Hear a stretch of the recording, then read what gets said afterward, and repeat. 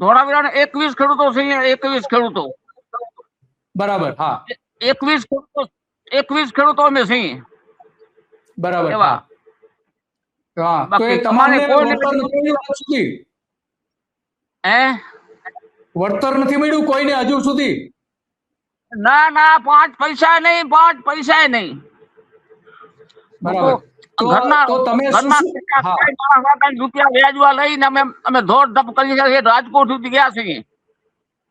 બરાબર, રાજકોટ સુધી ગયા હતા? હા, રાજકોટ સુધી અમે ગયા હતા.